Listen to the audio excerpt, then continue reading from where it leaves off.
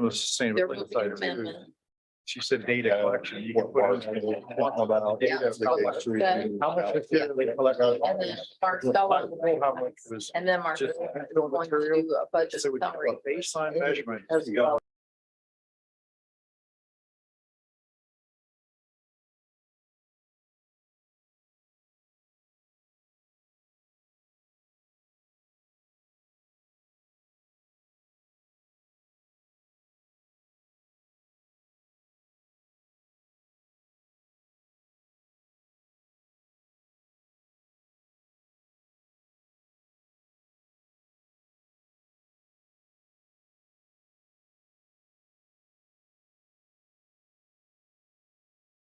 Please. Thank you. Sorry for being a few minutes late, but that's how it works tonight. Call to order and pledge of allegiance, please.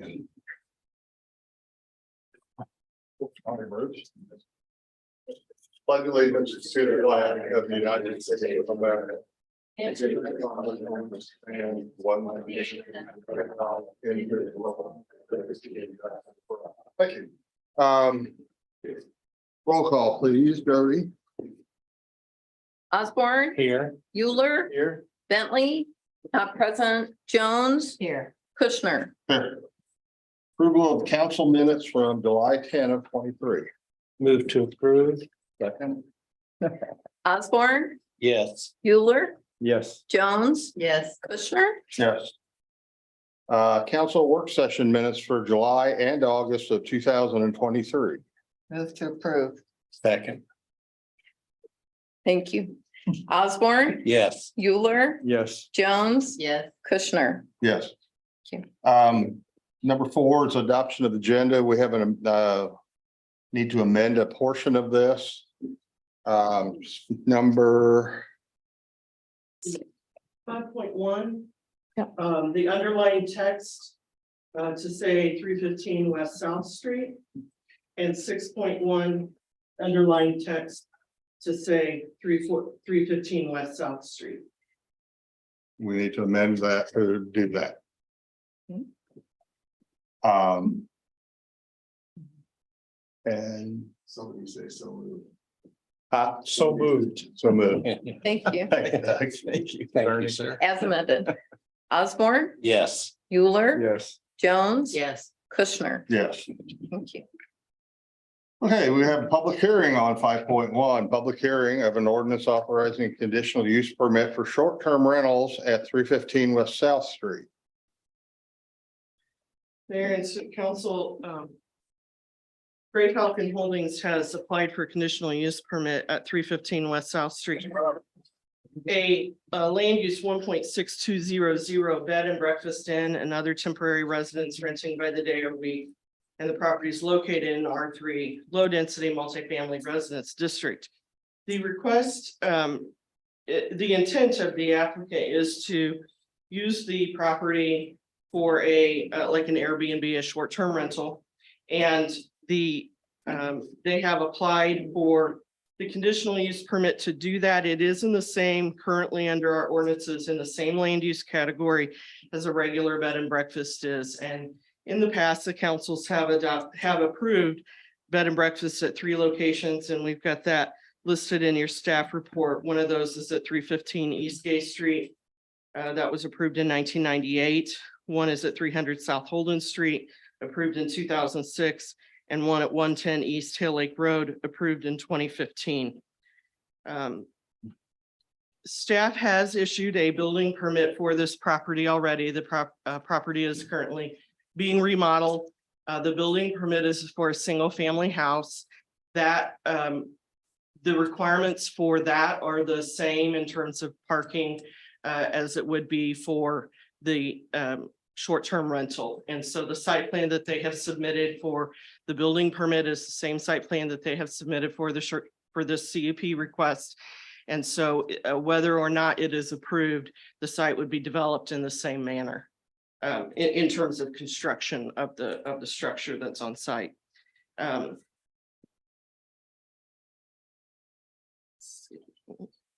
Planning and Zoning Commission considered this request at their meeting last week. They recommended approval with the conditions of staff, and those have been incorporated in the ordinance that you have in front of you this evening. Staff reviewed the site plan that was provided both for the building permit application and the conditional use permit, and had 3 review comments, and those are included for reference in both your staff report and in the ordinance. Those are that the driveway must be hard surfaced, either concrete or asphalt, that the height of the carport cannot exceed the height of the primary structure or exceed 35 feet, and that any new, and this would be permanent signs, are required to get a separate sign permit application and meet the size requirements of either 1 yard sign or 1 wall sign limited to 4 square feet in surface display area. There is a sign on the property now that's a construction sign allowed to be there while the project is under construction. It would have to be removed within 30 days of a certificate of occupancy being issued for the project. So once it's no longer under construction, construction signs have to leave. And then you would have the option of permanent signage as stated in the ordinance and staff report. Staff recommends approval of the ordinance. We'd be happy to answer any questions as well. The applicant is here if you have questions of him.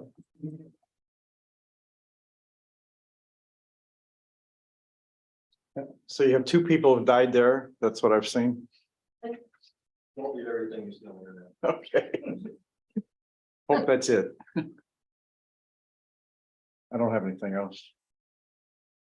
Yeah, anything? Okay, if you're not here to speak on this, tell me when I call your name and we'll move you to what you are here for, but Dr. Thomas Patterson. 725 Spring Ridge Road, correct? Good evening, Your Honor, Mr. Chairman, ladies and gentlemen. Thank you for 3 minutes. In regard to this building and the construction effort going into it, I am all in favor of small business. I hope this is a successful enterprise. I wish the owner and builder every success. I do, however, object significantly to the present signage, which says 2 people died in this house. It was a rather large sign. It's right on South Street, which is on a one or more school bus routes. It's on the older adult route. I have 3 grandchildren, 2 9-year-olds and a 6-year-old, and it's, gee, Grandpa, why does it say people died in that house? Really? I spent approximately 46 years in military medicine. I've had people die in my arms. I have moved dead bodies of deceased personnel. I can tell you there's no entertainment value in that whatsoever. In June, I ended a 1.5-year term as the chaplain for American Legion Post 131 here in town. I attended approximately 30 to 40 veteran funerals, which are all about respect, all about honoring the survivors of the deceased. And it really troubles me to see that as a commercial enterprise. I think it sets the wrong tone. As well, my doctorate is in clinical social work. I performed psychotherapy for some 4.5 decades, and I think this is not healthy for children. We have in this country an issue about teen suicide in particular, and here we got this on one of the principal streets, one of the most well-traveled streets in the city. I would hate to see this get on CNN or be covered on Channel 41 or Channel 9. And could this make Warrensburg famous as a haunted B&B? I don't know that that's what we really want. So I would, as I say, I very much encourage the building. I think it's wonderful, but I would hate to see any permanent signage that says 2 people died in this house or things along those lines. You know, call it the Cherry Valley B&B or the Sunflower B&B or something. But I think that really sets the wrong tone, and it is very public. This isn't on 5 acres, 10 miles out of town somewhere. So those are my comments. I hope you'll take them in the well-intended manner in which they're spoken. And as I say, not against the building at all. And I wish the owner every success. But let's do this with a little more respect, please. Thank you all. Do you have any questions? Thank you. No, thank you for your comments, Mr. Patterson. Mrs. Patterson. 725 Spring Ridge Road. Hello, I'm Cheryl Patterson. My comments will be considerably shorter, other than to say I endorse everything my husband said. I was a teacher for 20 years. During that time, the increase in teen suicides and the glamorization of it, I saw take off logarithmically. And I am just concerned that the further glorification of, oh, this is cool, when it deals with death, can have negative side effects. Teenagers are too mercurial in that time, and I just don't want to see anything further contribute to that. And again, I have those same 3 grandchildren, and they're saying, why is that a good thing, Grandma? Why are they saying someone died? I wish Chuck all the best. You know, great guy, great developer. I want the business to succeed. I just hope that that's kept not as prominent. That's all. Thank you for your comments, man. Todd and Tony Parker, 25 Southwest 101. I guess it's just gonna be Todd. Yep. He abandoned me on it, but just here to request, we have Tom King, you know him, he's a developer. He's 98. And he built this arch bridge block to the east. And I don't know what procedures are. There was permits and stuff mentioned and stuff by Barbara. But just wondering if there'd be any opposition to honoring him. He built that bridge in 1951 over the railroad tracks. It is a city bridge. I've talked to one of the ladies, Jody, and stuff about the ins and outs of it, stuff, and it is a city bridge. So I don't know if there would be objection, if there's any precedents or anything set up in the past for honoring someone who built. the bridge. Okay, what we need to do first is, since you're not here on the public hearing, I need to close that hearing. And can you stick around towards the end of the meeting and finish this? That's what I talked to Enrique and stuff, and I just assumed that Oh, I was no, gonna do this later, so Yeah. no, that's good. I hoped that we had talked, it's gonna be later. You can wait just a little bit. Yeah, thank Yeah. you. Yeah, Sorry. nothing to do with the sign. Okay. Thank you very much. Well, now you know, here. Yes, sir, Mr. Parker. All right, the hearing on the 315 West South issue is, now, did you have anything, Gary, online? There's no right hand raised. Okay, it's closed.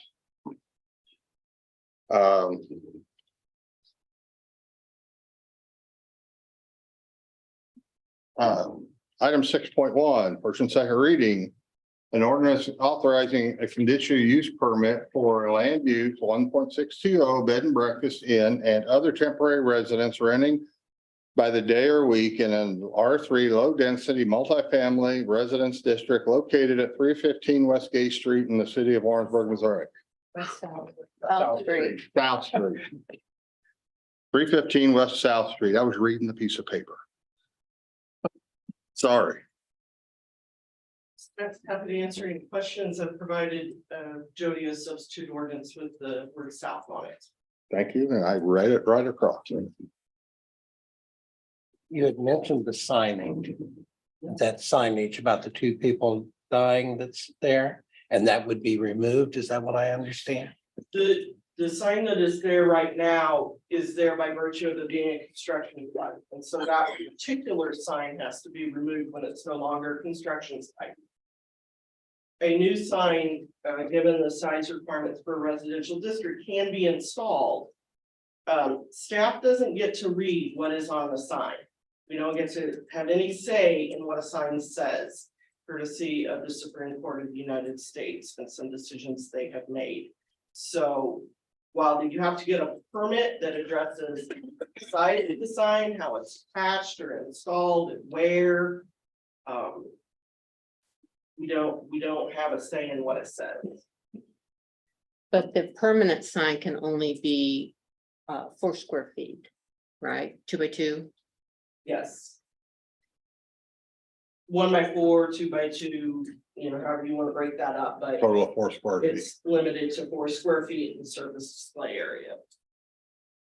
So that's not near as big as what's out there right now.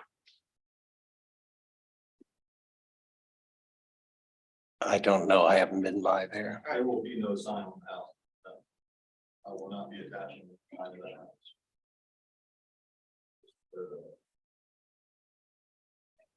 Thank you. It's. Okay, now we waiting for a motion. Okay, Move to approve the ordinance second reading by title.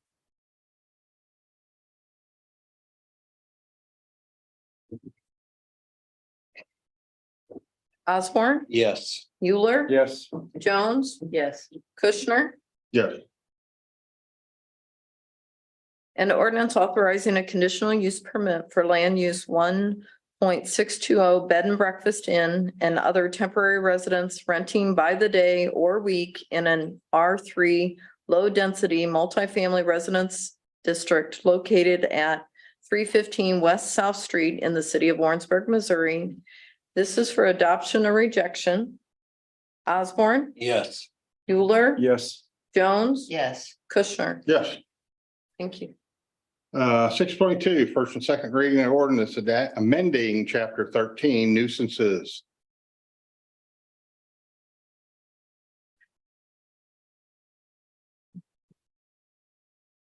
Staff continues to refine our nuisance ordinances found in section 13-2 of your code of city ordinances. And so the last time we were before you, we talked a bit about vegetation and overgrown bushes and vegetation around a home. Tonight, we're here to talk about section subpoint 16 and subpoint 18. These are two sections that currently read, section 16 currently reads discarded appliances, plumbing fixtures, mattresses, building or construction materials. And in the ordinance, the red line copy that you have in front of you, we would like to add the language abandoned in addition to discarded, as well as derelict or inoperable, and specifically to call out equipment and plumbing fixtures instead of lumping them under construction materials. And then in subpoint 18, which focuses on parts of automobiles, derelict automobiles, or frames parked or stored on the premise, except for inside an enclosed building or garage. And we would like to add the phrase "or other motorized equipment or craft." And so that would involve things like lawnmowers,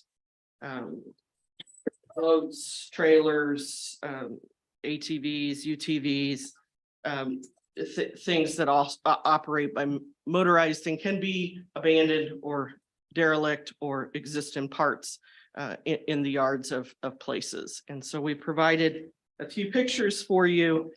Primarily, those pictures all address lawn equipment that are accumulating and don't fall under that category of vehicle. And so we would, these are pictures of the types of things we would like to be able to pursue. We don't have a lot of this, but we do have less than a handful of them, and have received complaints on some of them over the years. And we would like to be able to pursue them, knowing our ordinance is strong enough to back us up if we get to a court process with that. If what you see in the pictures is acceptable, that's also fine with staff. You set the community standard, and so we're bringing this to you, and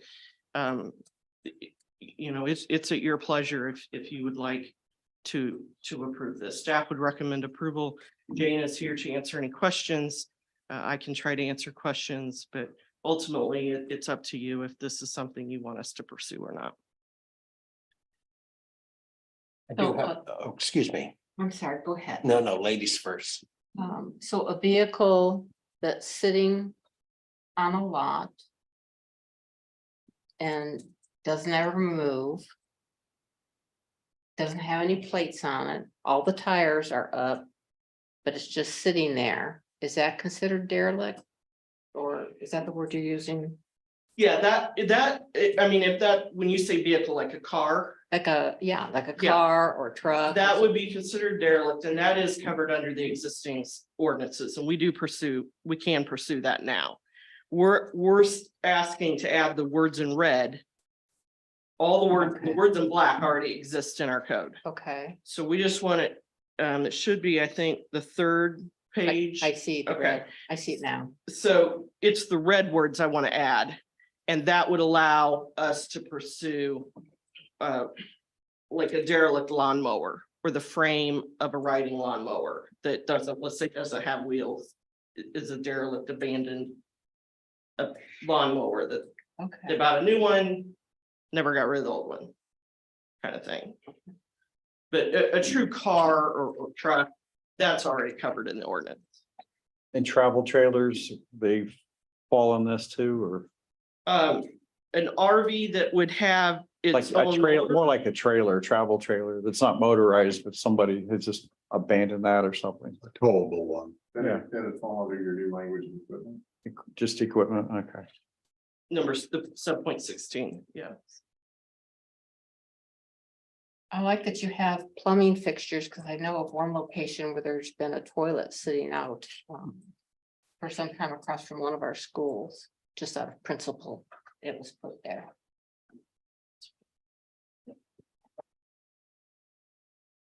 Are the property owners, or the people who own those um, uh, items, are they given a time frame to get that cleared up? And a reasonable time frame? Yes, so when we try to make personal contact first by knocking on the door or phone call if we have the contact information for them. And we ask what the situation is, and if they're, you know, if they need time and they're working with us and communicating, we can give them time. We can give them the shortest, the very shortest window of time we can give them is 10 days. But typically, we will give you several months if you are making progress every so often, right? If you have a reason why it's taking that long, financial, or I don't have I need to borrow a trailer to get it hauled away, and my brother-in-law can only come on the third Thursday of the month or whatever, if you're talking to us and working with you, we can give you time. So that we can get voluntary compliance. If we hear nothing back, you don't contact us back, we send a letter, then we typically do give the 10 days if we've had no communication and we don't know what the situation is. Because if someone's not going to come into voluntary compliance, then typically, it's better to get them into the court process, because that process gives them additional due process. The prosecutor sends another letter, they get more time from that. If tickets are issued, it can take a month or so for them to get in front of the judge. So that, and then the judge may give them continuances, and a case could go on for 12 to 18 months. So they're it behooves us to try to get voluntary compliance, because that is usually faster than someone who fights it all the way through to the end and wants a trial in front of the judge. That is our longest time frame. Okay, thank you. Very much a carrot and a stick philosophy. The carrot is not prosecuting if there's voluntary compliance. And we have policy in the prosecutor's office that if there, even after issuance of a ticket, if there's voluntary compliance within 45 days, we will dismiss and not proceed further.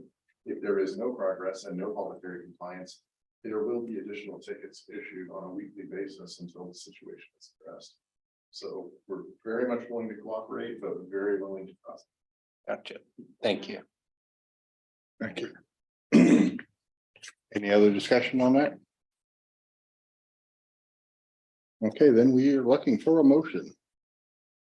Move to approve the second reading by title. Osborne, Yes. Euler, Yes. Jones, Yes, Kushner. Yes. An ordinance amending section 13-2 of the Code of City Ordinances of the City of Warrensburg, Missouri regarding nuisances. This is for adoption or rejection. Osborne, Yes. Euler, Yes. Jones, Yes. Kushner. Yes. Okay. 6.3, first and second reading of ordinance approving a lease agreement with Warrensburg Animal Rescue for the animal shelter facility. Good evening, Mayor and City Council. This is a lease agreement for the animal shelter over on 101 Old Drum Animal Shelter that is operated by Warrensburg Animal Rescue. This is for the 2023 calendar year. I understand that we are only getting it approved in August. If you'll recall, the county put out a request for proposals for the provision of this service at the beginning of the year. And they have finally come to an agreement with Warrensburg Animal Rescue. We wanted to make sure that that was the organization that they were going to move forward with. As we started, we didn't want to get into a lease agreement for a year with an organization that would not be in a similar arrangement with the county for the provision of those animal shelter services. So that is why you are just now seeing this in August. You will see this again, hopefully, again at the end of December for renewal for 2024. There are not any changes in this agreement. Again, the city leases this to the Warrensburg Animal Rescue for $1 a year. They are responsible for all interior maintenance, HVAC, etc. And then the city is responsible for any exterior things. For example, we had a water line leak and the city did have to fix the water line leak that was between the meter and the building, but Warrensburg Animal Rescue is responsible for maintaining everything inside the buildings. Happy to stand for any questions. Looking for a motion then. Have they changed their name to Old Drum? The shelter, it's called Old Drum Animal Shelter, but the organization that runs Still, Old Drum Animal Shelter is Warrensburg Animal Rescue. thank you. Yes. Move to approve second reading by title. Osborne, Yes. Euler, Yes. Jones, Yes. Kushner. Yes. An ordinance authorizing the city manager and city clerk to enter into a lease agreement with Warrensburg Animal Rescue for the animal shelter facility. This is for adoption or rejection. Osborne, Yes. Euler, Yes. Jones, Yes. Kushner. Yes. Thank you. I'm a bad influence on you.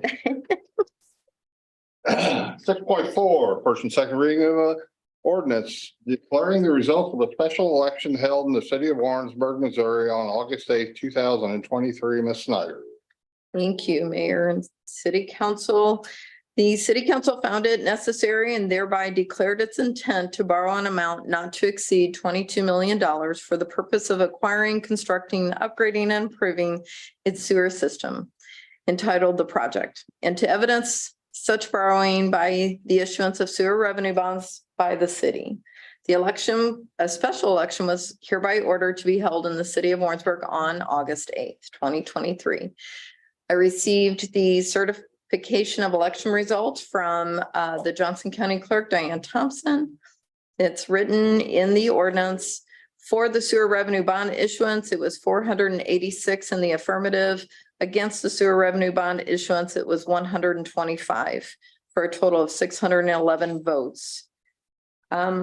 It is the recommendation that, and by the city of then was authorized by simple majority by the voters of the city of Warrensburg to go out for funding for the sewer revenue bonds. It would be our recommendation that the city council approve the certification of election results. Please. To approve. Thank Second reading by title. you. Osborne, Yes. Euler, Yes. Jones, Yes. Kushner. Yes. An ordinance declaring the results of a special bond election held in the city of Warrensburg, Missouri on August 8th, 2023. This is for adoption or rejection. Osborne, Yes. Euler, Yes. Jones, Yes. Kushner. Yes. Thank you.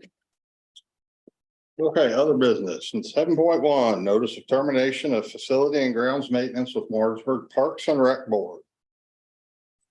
Good evening, Mayor and members of the council. As stated on the agenda and in the letter from Eric Collins, then President of the Parks and Recreation Board, and our current President Jason Duffy is here this evening.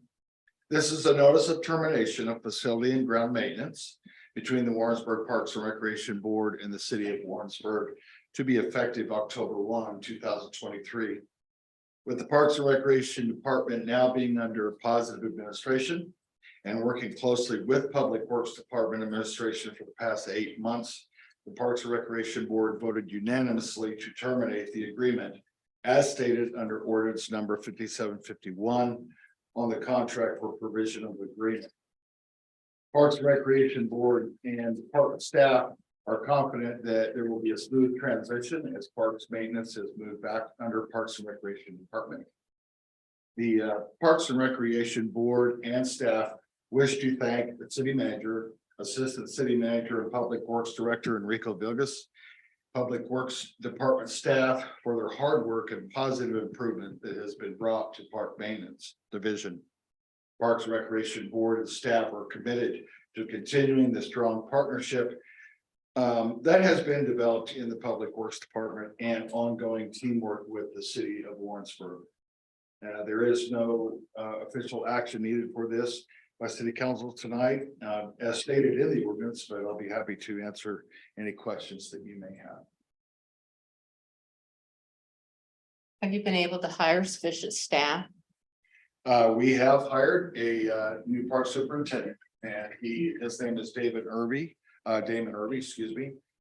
Damon started just this last week. He has a very strong background in facility and ground maintenance. He was over the Liberty Public Schools entire facilities and grounds. He has also worked in different areas of owning his own business and turf management. And he also has worked with other businesses such as Kent Speedways, even done projects for Kansas City Royals and Kansas City Chiefs. So he has a lot of background and experience and has started off very well. And we're looking at filling the positions of staff that are needed to continue on the good work that Public Works has done so very well. Thank you. Okay, anything else? Well, it's all good then. All right. Thank you very much. Thank you, sir. Thank you. Resolution approving Stevenson Fund donation. Request in the amount of $1,000. Thank you, Mayor and City Council.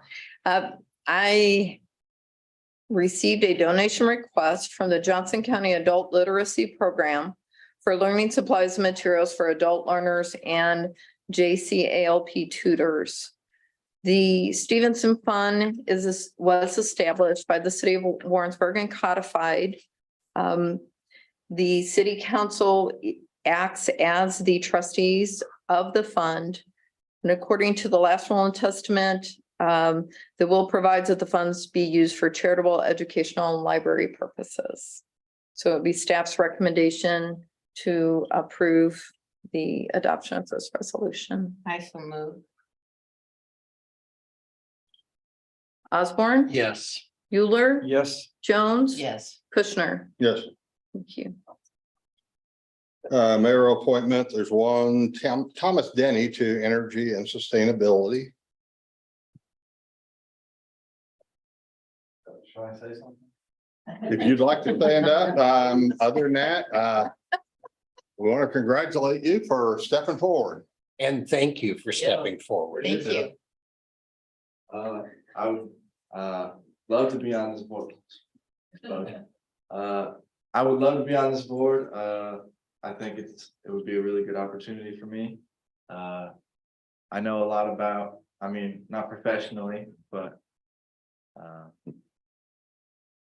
amateurishly, energy and sustainability, and it's an important step in the career that I want to embark on.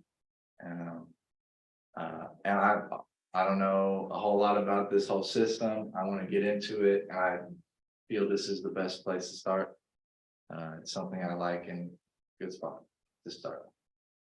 Sounds good. And Bruce will be able to help you through it. Yep, I've got your email, so we'll have our first meeting coming up the first Thursday at 5 PM down at the train depot in the Jack Moore room. But I've got your email, you get that.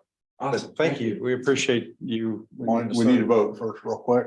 Okay, move to approve. Osborne, Yes, You're on. Bueller, Yes. Jones, Yes. Kushner. Yeah. and we'll teach you the secret handshake later. You're good. Okay, clearance is not listed, nothing there, Doug, except for the one we have. Yes. Now, Mr. Parker, we'll finish your discussion about dedicating a bridge that was built a million years ago. Sorry. I'm here, I did follow your instructions. So just to reiterate and stuff, Tom King, a veteran. And long-term resident, he's been a developer.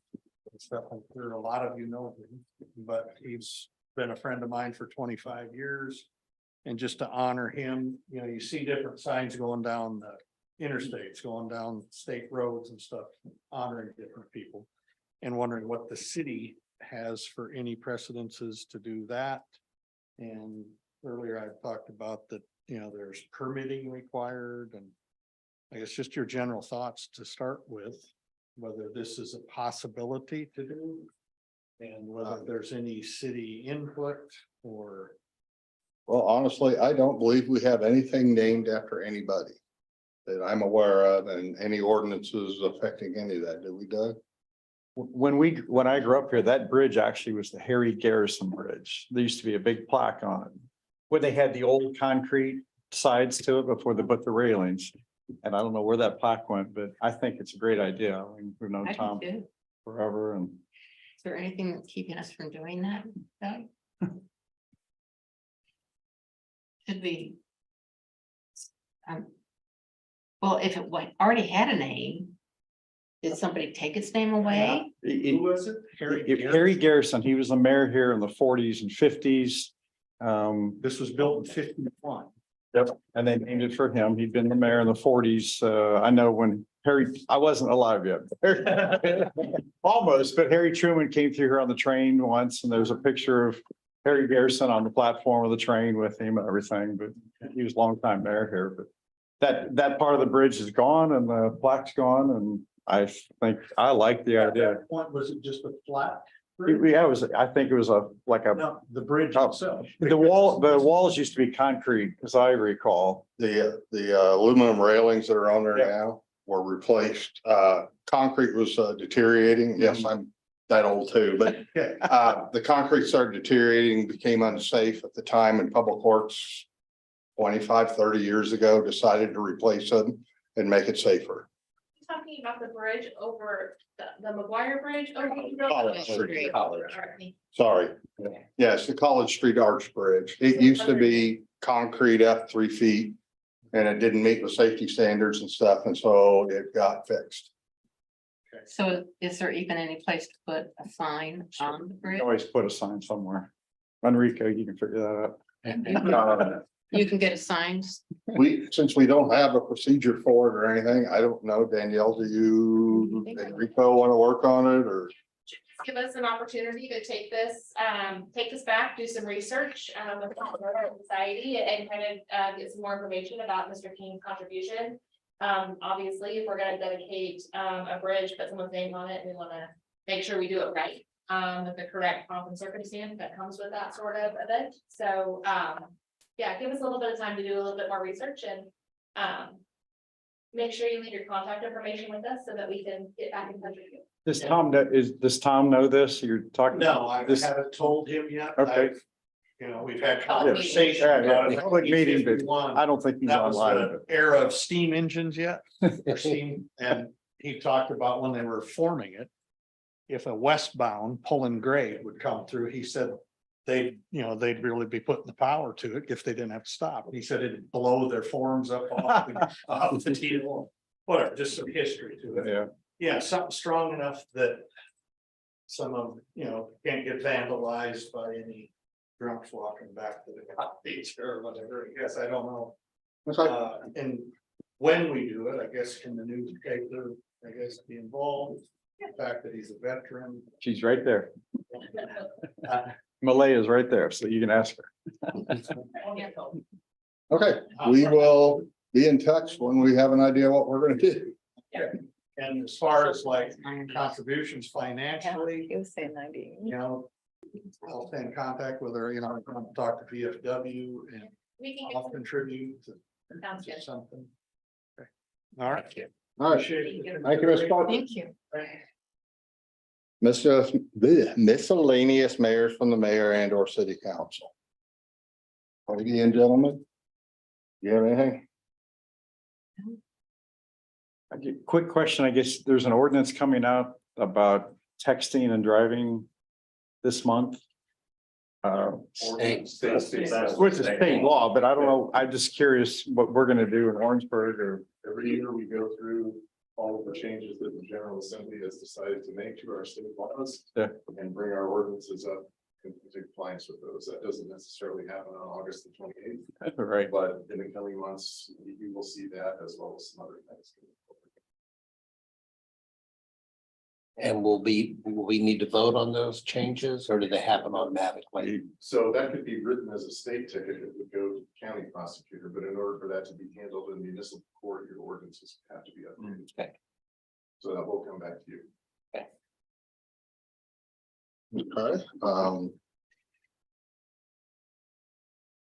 nothing else here, then we'll go to the city manager and staff's report. We're gonna let Marcella go first today. She's got a presentation for you. Okay, so Marcella, You'll get to listen to me a lot. Like you haven't already. let's see, it's about budgeted. It is all about budget. That's what we talk about this time of year. It's all about budget. And so the picture on this particular slide is one of the photos that were submitted by one of our contestants for the cover. So it's just a highlight, you know, for some of those photos that are so graciously part of that contest. And so we appreciate those contestants. And so this is just one of those that we'll utilize throughout the book as we develop the book. And I don't have. Is it gonna go twice like the one over at the PD? PD does. So as we've developed the fiscal year 24 budget, we look at the financial policies that have been adopted and we follow those. The fiscal year 23 budget review will just kind of highlight some of that, which you get a report each meeting from the director of finance for that.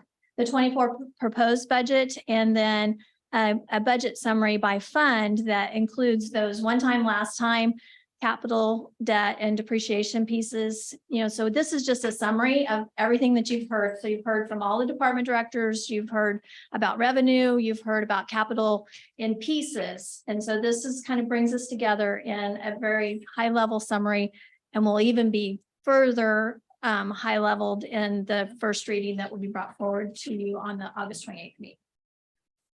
So the adopted financial policies requires that the operating expenditures don't exceed the revenues plus 50% of the unencumbered balances or any deficit estimated at the beginning of the budget year.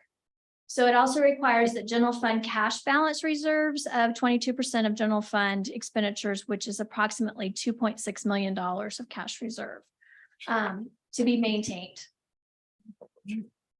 Currently, the 23 budget is has a budget of $53 million.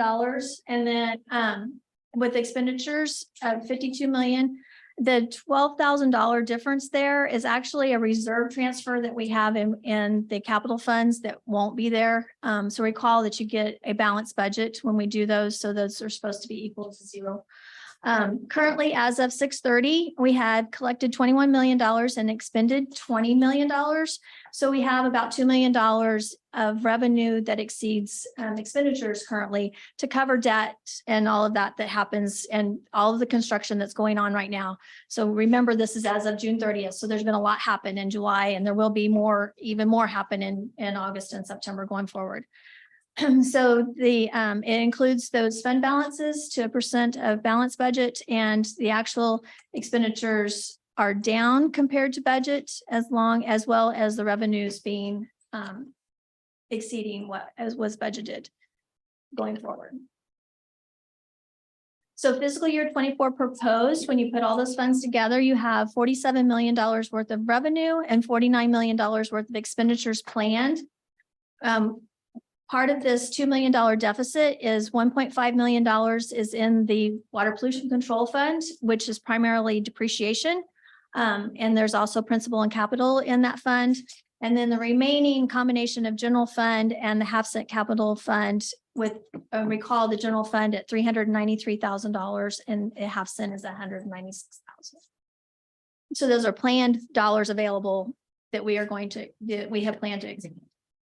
So when you look at all of these put together, you can see that we have, 12 million, almost 12.5 in general. You have transportation of a little over $2 million.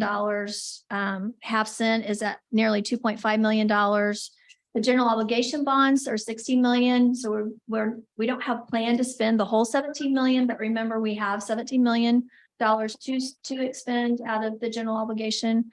The American Rescue Plan money has $51,000 projected in interest with a planned expenditure of $63,000 for the legislative services contract. The debt service fund, recall that is just a pass-through. So you have money that's paid out of capital and WPC and parks and general that go into that fund, makes that debt service payment those two times a year or quarterly, monthly debt service. So that's just a pass-through account of $2.8 million. The Neighborhood Improvement District has a budget of $159,000. Parks and Recreation is $3.2 million. The tax increment financing is projected at $189,000, and the Water Pollution Control has revenue projected at $6.7 million and expenditures of $8.3 million, which again, that includes that depreciation, those capital and debt service payments for water pollution control. And that's paid 100% by our user fees. The trust funds have about $34,000 and WCVB has projected a little over $500,000 in revenue coming in with $477,000 of expenditures going out. And WCVB has slated to approve that budget, and recall they are responsible for that. This is included as part of the city's budget just for transparency purposes to highlight the transient tax that is collected by the city and then used to fund the Visitors Bureau. And then there's still money left in the self-insurance fund for any outstanding claims for health insurance under our previous plan. So we're still getting claims dollars as part of that quasi self-funded process for self-insurance. So those are primarily interest earnings and financial expenditures that are planned. So any further claims expenses will come back to you as an amended budget to be paid out of the self-insurance fund going forward. Questions so far? Good. So general fund budget history, here's just a highlight of what general fund has done over the past few years. We started out with nearly $11 million for like 19 or for 21 and 22 as we come out of the pandemic and went to almost 11.5 for 23 and then projected with just over $12 million revenue for 24. And the majority of that is sales tax. So as we see those costs go up, naturally we get to collect a little more sales tax money, which is good for us, not so good for the consumer. And then the expenditures run along those same lines. So for 23, we had planned to spend about $540,000 of fund balance or cash reserves. Right now, it doesn't look like that's going to happen. Even though we've planned to spend it as budget going forward, so far actuals have come in, with additional revenues, and thanks to management staff and existing city staff, our expenditure level has been lower. So we've got expense savings that help offset that. So we have built fund balance over the past few years, and that looks like it's going to happen again for 23 going forward. Very good. So I've not talked a lot about cash balances, but in that policy, we have cash balances available. So there's some restricted funds that council has gone through and identified cemetery donations, some tuition assistance, some storm response, as well as the money that we received in the traffic signal reimbursement going forward. So those restricted dollars are a little over $300,000. The restricted reserve that was mentioned in the first slide was $2.6 million. That leaves about $4 million that's set aside, so we like to have that 50% of expenditures in total, which that $7 million exceeds that 50%, because we would need about $6 million in cash to maintain that 50% level. So we achieved that very well. We're trying to spend it, but we still are required by state to have a balanced budget where revenues are to meet expenditures going forward.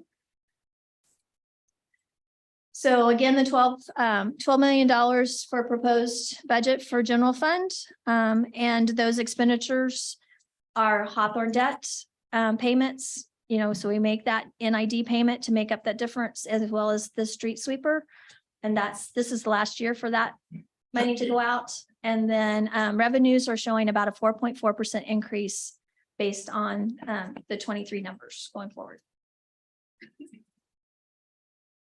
So items currently funded are, it's a maintenance budget. Again, there's no capital included in general fund currently.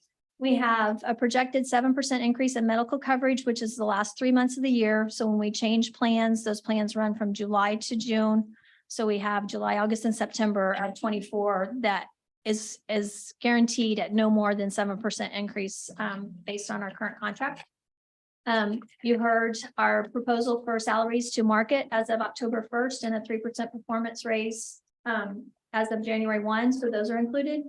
Those one-time, last-time expenditures that were listed and provided to you in study session is $245,000. And then the community funding at $52,000, which is almost exactly what it was last year. Marcella, if I can just interject real quick there. We did award everyone what they requested, except for Big Brothers and Big Sisters, who requested an increase in $3,000. We reduced that to $5,000. That's what they got last year. That's the only change we made to those community agreements. Didn't Main Street ask for more? They No. did not. They maintained their level from last year. Okay.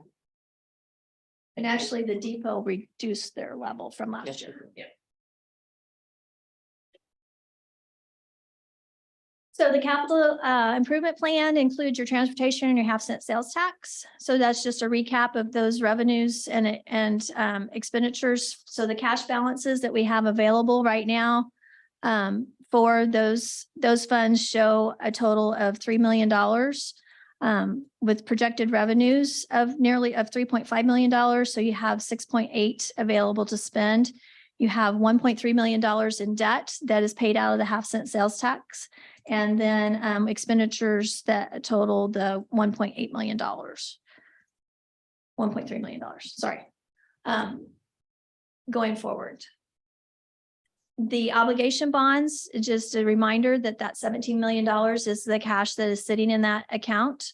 Estimated revenues from your property taxes is $1.6 million. And then with some interest earnings and the funding level, it gives you $19 million, and 1.14 of that is debt service that's required to be paid in 24. We're also required to keep the debt service for 25. So it's like $1.1 million in 24 that will be paid out, and then we're required to keep the 25 level in that fund as well, which is just about the same amount of $1.1 million. With $15 million of expenditures planned for the McGuire Street project. As mentioned, the American Rescue Plan has $1.7 million with interest earnings of projected at about 51,000. We spend 63 And I believe Enrico had mentioned to you in work session, the planned expenditures of that 1.7. So when that comes to fruition, then that money will be brought forward to you in a budget amendment, either, in most likely in 24, but worst case scenario in the 25 budget adoption, because that money has to be obligated by December of 2024. So we have to have projected out how much money is there, because we have to spend every dime of it, including all of our interest earnings.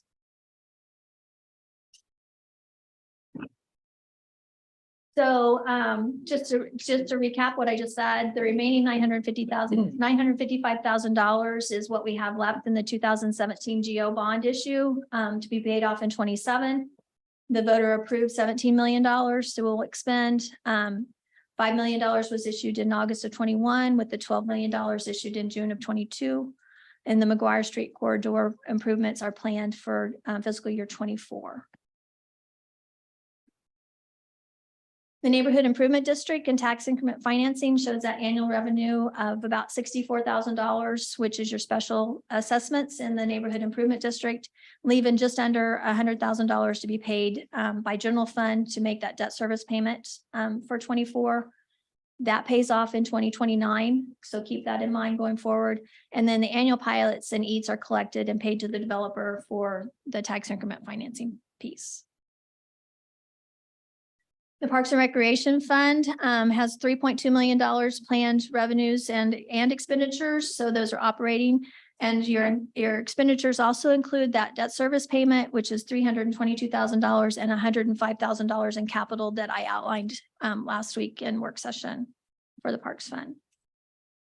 Water pollution control shows the 6,000,007 coming in with $8 million going out. And again, we have capital outlined at $2 million and depreciation at 1.5, which is in those budgeted numbers. We're nearly funded that depreciation, which is a goal. And as something that was brought forward in the rate study was to bring that depreciation into a funded level.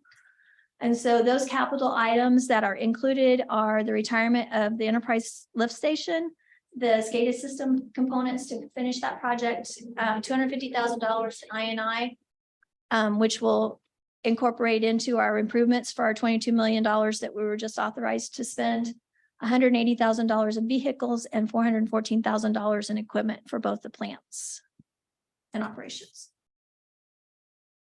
Any questions so far? So just to make sure that we're comfortable, you're good with what you've seen in pieces and now kind of in totality. And then if there's any projects that we've missed or that you would like to see incorporated, then to please let me know so that it can be encompassed and identified before it comes to first reading at next meeting. Well, that looks good to me. All the better Thank you. ones. It is a good one. It's a good note to go out on. I feel pretty good about it. My report includes your revenue projections, shows what we've done so far.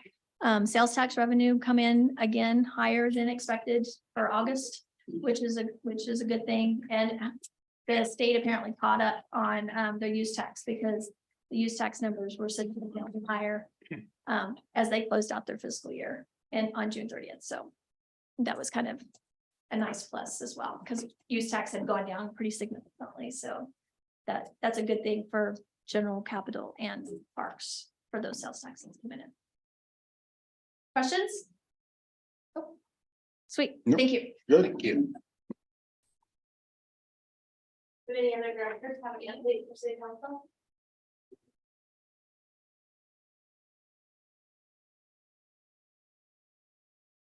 Mayor, Council, just wanted to advise you that I spoke with Miss Doolin today in reference to our stairway leaking in the PD. We were able to get a bid from the construction company from the old chamber, the event we were at the fairgrounds. Got a bid from them. I believe we might be able to troubleshoot and maybe fix it as about $2,500. Ms. Doolin agreed to let's go ahead and move forward on that. From that company we were sitting with or by. Yes, I had them come in, Major Fiddler reached out to them, they gave us a bid, they brought in 3 of their experts and. They pointed out, I haven't seen it before, but the flashing up over the stairwell and the concrete wall. Been quite a bit, I don't know how it got in or if it was installed wrong, they thought it might be installed wrong. But that inside wall has been leaking basically since we moved in. But the windows were always the issue. I've had other companies tell me it's seals. They think the seals are fine. So hopefully this will possibly fix that stairwell. But after all this time, $2,500 to fix that. It's pretty reasonable. That's why I told Major Fiddler today. He said, he asked me what I thought it was gonna cost. I said, well, by the time they bring their metal, break the metal, bring the brake in, it's probably gonna be around 3, and they came in under that, so. Hopefully that's what it is. So that's all I have. Thank you. All right.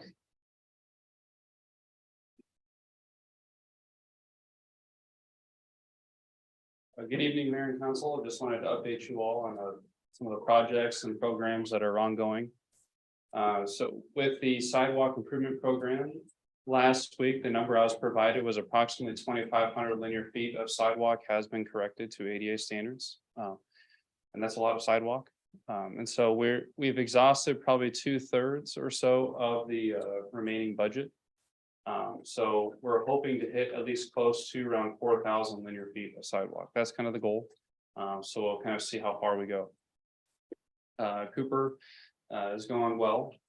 They've done a lot of clearing and grubbing and rough grading, and now they're installing the storm sewer.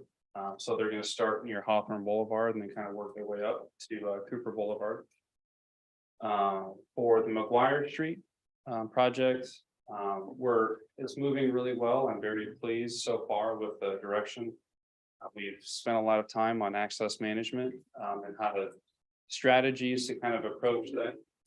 We're embarking now on utility coordination efforts, so kind of familiarizing ourselves with any of the utilities that are going to be in the area, from whether gas, electrical, etc. Trying to figure out what the critical path will be and what the lead times are for equipment.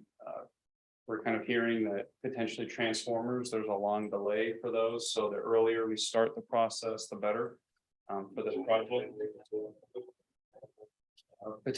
Near the end of this month, we'll be getting together to discuss strategies and approaches for engaging in a contract.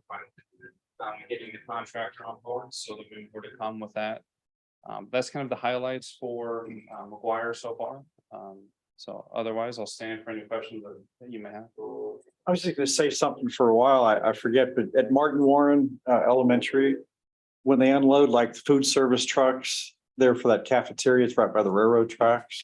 I don't know if there's something we can do, but they're always having a double park, kind of on the side of McGuire. I don't know if there's any kind of, in the future, some way to either give them a little space over there or what, but they're there pretty frequently unloading. It's not real safe, and it kind of blocks, hinders traffic a little bit.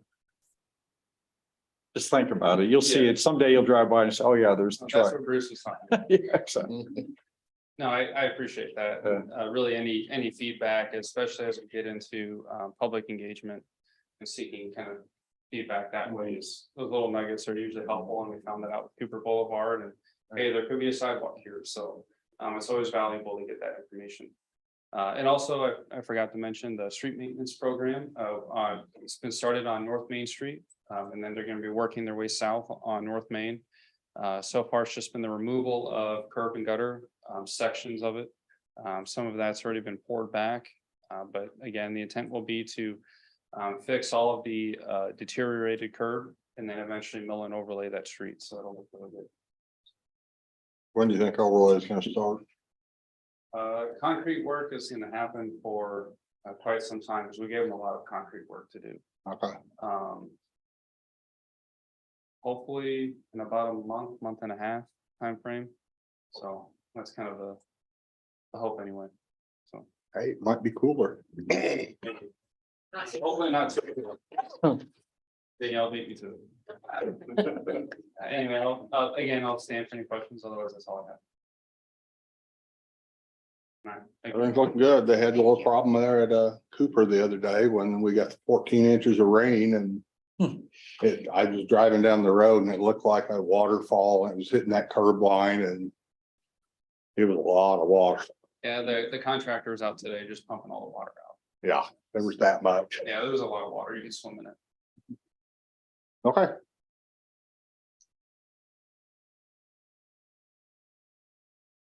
So on Saturday, we want to thank Nathan Liltrout. He came and presented on the floating rain gardens to you all, just to share. Those are installed.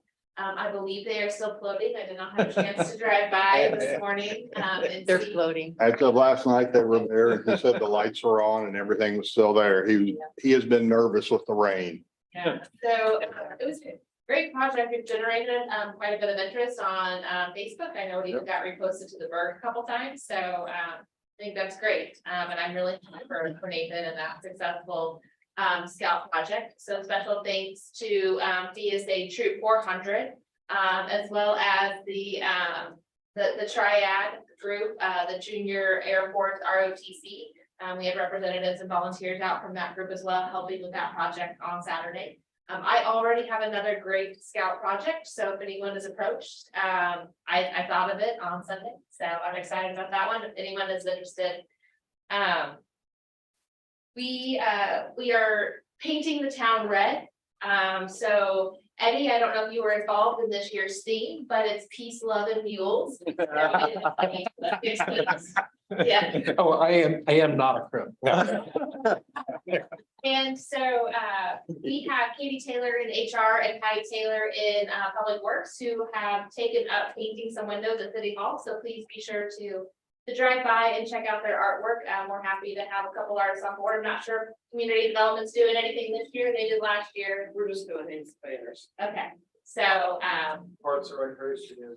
Parks and Recreation was great. I saw the other day too. So, yeah. Now, the police departments had the same one up for the last. It'll be the same one this year as well.